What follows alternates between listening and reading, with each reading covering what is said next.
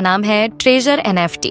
और अगर आप लोग मानते हैं कि आने वाला फ्यूचर AI का है तो ये प्रोजेक्ट आपके लिए ही है। चलिए प्रोजेक्ट शुरू करने से पहले हम आपको इस प्रोजेक्ट के कुछ इम्पोर्टेंट पॉइंट्स बता देते हैं, क्योंकि ये पॉइंट्स सुनकर आपको भी लगेगा कि अगर आप हमारी इस वीडियो को अगले 10 से 15 मिनट देंगे तो आपका टाइम वैल्यूएबल रहेगा। So the first important point is treasure NFT present में 75 कंट्रीज में काम कर रही है। इसका हेड ऑफिस कैलिफोर्निया USA के अंदर बेस्ड है।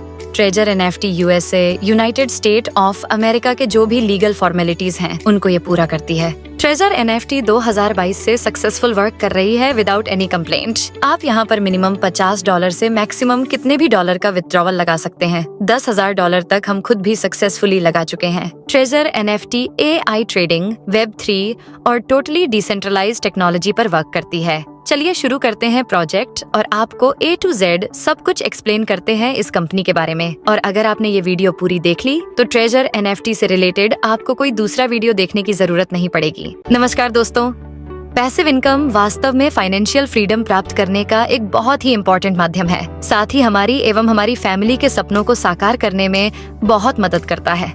इसी श्रृंखला में ट्रेजर NFT एक मेल का पत्थर साबित हो सकता है। एक ऐसा ऑटोमेटिक एल्गोरिथम बेस्ड एक ऐसा प्रोग्राम है जिसमें आप NFT की ऑटोमेटिक ट्रेडिंग करके अपनी फाइनेंशियल फ्रीडम को प्राप्त कर सकते हैं।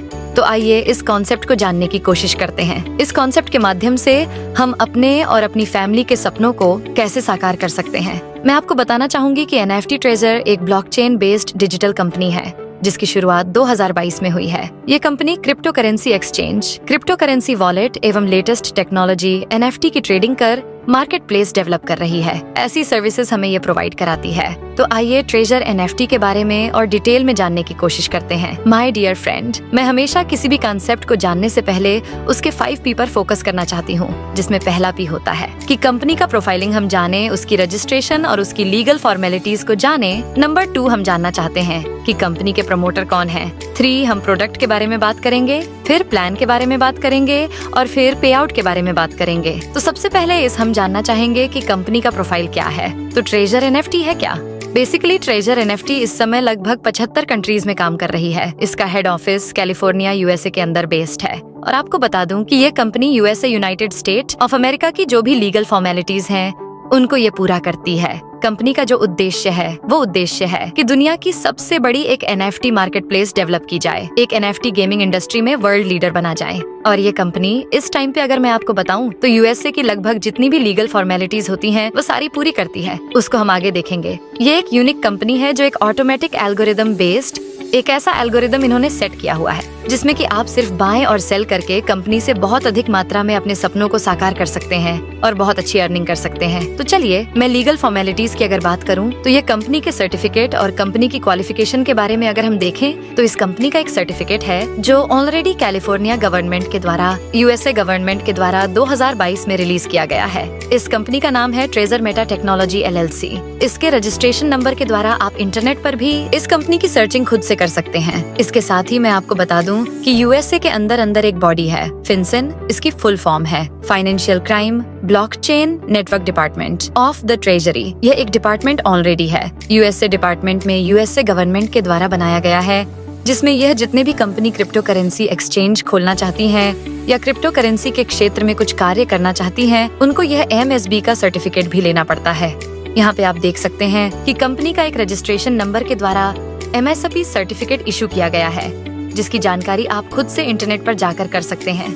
कंपनी के बारे में अगर हम देखें तो यह लगभग 75 कंट्रीज में 75 से भी अधिक देशों में इस समय यह कंपनी काम कर रही है। और अगर मैं आपको कंपनी के फ्यूचर प्लान की बात बताऊं तो 2025 मार्च तक ये कंपनी फ्रांस, जर्मनी, पुर्तगाल, पोलैंड पूरे यूरोपियन कंट्री के अंदर अपने ऑफिसेज, अपने ब्रांच ऑफिसेज स्टार्ट करना चाहती है। और कंपनी का जो विजन है वो फॉर्च्यून 500 के अंदर अपने आप को एस्टेब्लिशमेंट करना है। यहाँ पे आप देख सकते हैं कि ये एक FinCEN का USA ट्रेजरी डिपार्टमेंट का एक लोगो है और ये डिपार्टमेंट बहुत ही स्ट्रॉन्ग है। जिस तरह से इंडिया में RBI, SEBI, IRDA काम करती हैं, वैसे ही यूएसए के अंदर फिनसेन भी संस्था इस तरीके से काम करती है। ट्रेजर एनएफटी के बारे में मैं डिटेल में छोटा सा आपको और ब्रीफ करना चाहूंगी कि ये ट्रेजर एनएफटी वास्तव में किस टेक्नोलॉजी पर आधारित है। My dear friend, treasure NFT वेब3 का एक बहुत ही अनोखा एग्जाम्पल है। वेब3 इंटरनेट का इस टाइम का लेटेस्ट टेक्नोलॉजी का एक वर्जन है। अब आप कुछ लोग जानना चाहेंगे कि वेब3 क्या होता है। मैं शॉर्ट में आपको बताना चाहूंगी कि जब इंटरनेट की दुनिया प्रारंभ हुई थी तो वहाँ पर 1985 में सबसे पहले वेब 1 आया था,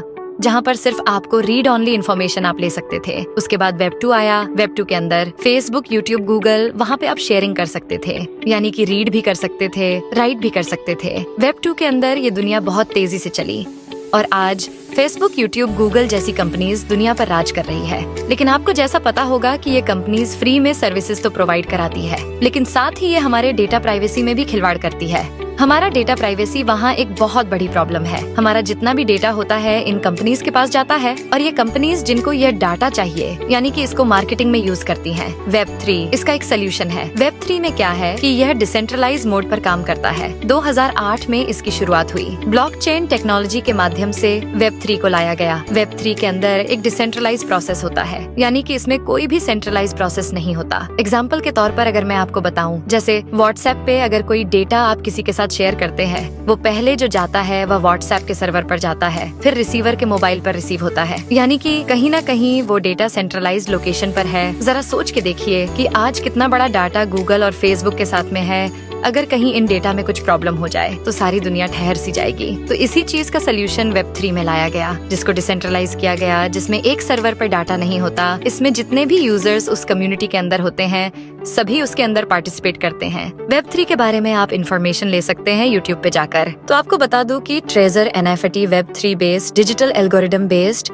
एक ऑटोमेटिक ट्रेडिंग एनएफटी की हमें प्रोवाइड कराती है। तो ये एक लेटेस्ट टेक्नोलॉजी का बहुत ही इम्पोर्टेंट और बहुत ही अच्छा माध्यम हो सकता है। चलिए मैं बात करती हूँ कंपनी के बिजनेस पार्टनर के बारे में। दोस्तों, किसी भी कंपनी की जो नींव होती है, किसी कंपनी की जो आधारशिला होती है, वह होता है कि उस कंपनी के कितने बिजनेस पार्टनर हैं। जी हाँ, मैं बात कर रही हूँ टॉपिक नंबर 2 की, जिसमें प्रमोटर्स की मैंने बात की थी। तो जो कंपनी के प्रमोटर हैं, कंपनी के बिजनेस पार्टनर हैं, वो आप देख सकते हैं कि दुनिया के बड़े से बड़े ब्रांड इस कंपनी के बिजनेस पार्टनर हैं। बहुत से नाम नए हैं, लेकिन एक बहुत ही जाना पहचाना नाम आपके सामने दिख रहा है, वह है OKX एक्सचेंज। OKX एक्सचेंज दुनिया के 3rd लार्जेस्ट टॉप 5 प्लेटफॉर्म के अंदर आता है, जहां आप ट्रेजर एनएफटी को वास्तव में देख सकते हैं। और ट्रेजर एनएफटी उनका एक बिजनेस पार्टनर भी है। ये डिटेल आपके सामने है, प्रेजेंटेशन आपको मिल जाएगी, जिस प्रेजेंटेशन में आपको दिखेगा कि जो कंपनी इनके बिजनेस पार्टनर है वो मेटावर्स है। ये बहुत सारी कंपनियां हैं जो कंपनियां इसकी बिजनेस पार्टनर है। OKX उसमें वन ऑफ द बेस्ट है, क्योंकि OKX इस कंपनी को फुल्ली सपोर्ट करता है। आपको सारी इन्फॉर्मेशन कंपनी की मिलेंगी, तो समझ जाइए कि जो कंपनी इतनी बड़ी एक लेटेस्ट टेक्नोलॉजी पर आधारित है और साथ में इस कंपनी के जो बिजनेस पार्टनर हैं बहुत बड़े बड़े ब्रांड हैं। तो ये कंपनी जो फॉर्च्यून 500 में अपने आप को लाने का दावा कर रही है, मुझे पूरी उम्मीद है कि ये कंपनी 2025 तक अपने आप को फॉर्च्यून 500 के अंदर लेकर आएगी। चलिए डिटेल में आगे जानने की कोशिश करते हैं कि कंपनी यहाँ पर और क्या बेनिफिट हमारे साथ इसमें कंपनी को मिल सकते हैं। ये कंपनी बेसिकली एक डिजिटल मल्टीपल है। इसके अंदर जो हम बात करते हैं कि इसके एक आईपी का कंसेप्ट है। So what is IP? IP का मतलब होता है कि आपका इंटरनेट प्रोटोकॉल का एक यूनिक नंबर होता है। तो आप इसके अंदर इस कंपनी में, जैसे और कंपनी में होता है कि मल्टीपल आईपी आईडी प्लेस कर लेते हैं, यहाँ पर आप ऐसा नहीं कर सकते, क्योंकि यहाँ पे एक यूनिक आईपी पर यूनिक आईडी ही मिलेगी।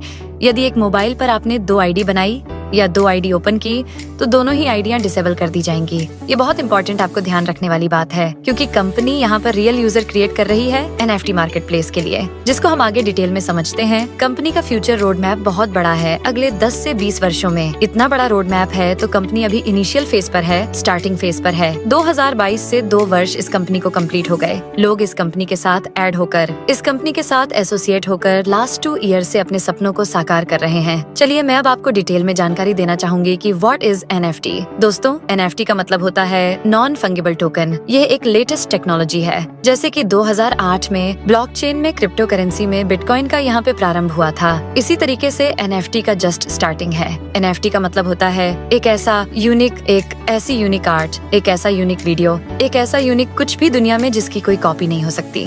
वह यूनिक होता है। उसको हम लोग बोलते हैं NFT नॉन फंगिबल। और टोकन का मतलब होता है कि क्योंकि वो ब्लॉकचेन के ऊपर एक PDF फॉर्मेट में या PNG फॉर्मेट में उसको ब्लॉकचेन पर डाल दिया जाता है, तो उसकी वजह से ब्लॉकचेन उसको एक टोकन इशू करता है। यानी कि इन शॉर्ट आप कह सकते हैं कि ये डिजिटल ऑनरशिप है आपकी आर्ट की, आपका इनोवेशन का, आपका क्रिएशन का एक यूनिक डिजिटल टोकन है। और वह डिजिटल टोकन ये निर्धारित करता है कि आप इसके रियल ऑनर हैं। चलिए और आसान भाषा में समझते हैं। NFT में जैसे कि सपोज एग्जांपल के तौर पर अगर हम लेते हैं कि जैसे मेरे पास एक 500 का नोट है, आपके पास भी एक 500 का नोट है, हम दोनों आपस में उसको इंटरचेंज कर सकते हैं, उसकी वैल्यू सेम रहेगी। लेकिन यदि मेरे किसी नोट पर विराट कोहली के साइन हो जाए या किसी सेलिब्रिटी के साइन हो जाए तो वो उसकी वैल्यू अलग हो जाती है। अब वो उसकी वैल्यू 500 नहीं होगी, उसकी वैल्यू 2000 की हो सकती है, उसकी वैल्यू 10,000 की हो सकती है। उसकी वैल्यू को डिसाइड अब मैं करूंगी, क्योंकि वह एक मेरे पास यूनिक नोट है जिसकी कॉपी दुनिया में नहीं है और मैं ब्लॉकचेन पर इसकी इमेज खींचकर इसको अपलोड कर सकती हूँ, तो वहाँ से मुझे एक टोकन मिल जाएगा। इसी को ही NFT बोलते हैं। मार्केट कैपिटलाइजेशन की अगर मैं बात करूँ, आज की डेट में लगभग $65 अरब का मार्केट कैपिटलाइजेशन हो चुकी है।